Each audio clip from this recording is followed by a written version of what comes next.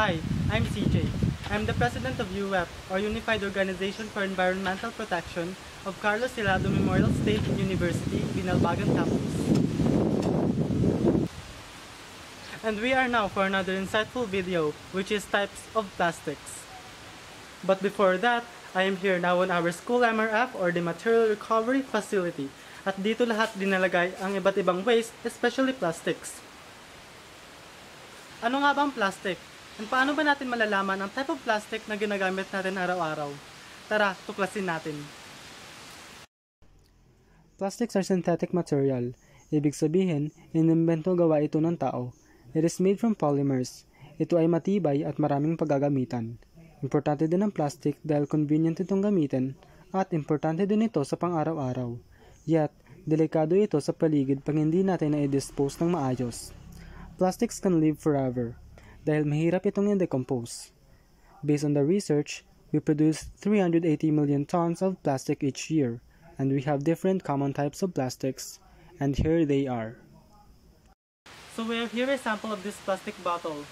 And paano ba natin malalaman ang type of plastic na ginamit dito? So, if you look under the bottle or on the label of the bottle, may makikita ka ditong this type of sign, which is naka-indicate ang type of plastic na ginamit dito. PET or polyethylene terephthalate ay isa sa pinaka-common na type of plastic na ginagamit mostly sa mga plastic bottles. Isa rin ito sa most produced plastic sa buong mundo. PET should use once, especially prone ito sa mga bakterya, and it should be disposed after nating gamitin o ubusin ang nasa laman ng bottle. And the another sample is this cellophane. Kadalasan ginagamit natin ito pag tayo namamalengke. This is lightweight and medyo durable. LDPE or low-density polyethylene is a type of plastic na mostly ginagamit sa mga plastic bags. It is lightweight, durable, and most produced plastic in the world. Don't get confused on its number symbol. Hindi ibig sabihin na kung may number indication ay ilang ulit mo na din gagamitin. The number only showing the resin codes. Another plastic sample is this plastic container. Mas durable siya, matigas at medyo mabigat. HDPE or high-density polyethylene. This is a type of plastic na medyo makapal, chemical resistant, at mas durable kaysa sa LDPE.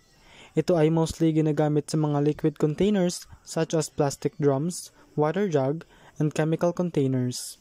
When it comes to durability, sinundan ito ng another type of plastic, which is this, the PVC or polyvinyl chloride. When we hear PVC, the first thing that comes in our mind is a PVC pipe, which is a true sample of PVC plastic. It has better durability at hindi mabilis mag-corrode. It is primarily used on water lines. As for now, we have 7 plastic resin identification codes, but some of them ang nabigyan ko ng samples which are too common and familiar of it. We are now living on advancement, and with the help of plastic contributes a lot of creations and materials that can benefit us humans. But we should be responsible of it, because a simple piece of candy wrapper can devastate the area. The simple plastic debris can threaten marine life, and the simple burn of plastic can result to ozone depletion. We should practice the right thing for the right sake of our environment. Always do the 5 R's: refuse, reduce, reuse, recycle, and repurpose. This is Unified Organization for Environmental Protection, nagbibigay kaalamang pangkalikasan para sa bawat kamsuan.